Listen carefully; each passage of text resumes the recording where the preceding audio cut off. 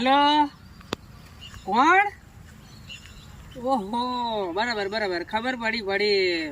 હા, જીતુ પંડ્યા. અરે યાર, જીતુભાઈ, બહુ દાડી યાદ આવી તમને. અરે યાર, હું પણ લેવા ગયો છું તમારી જેમ કોમેડી કરવા. શું એવું?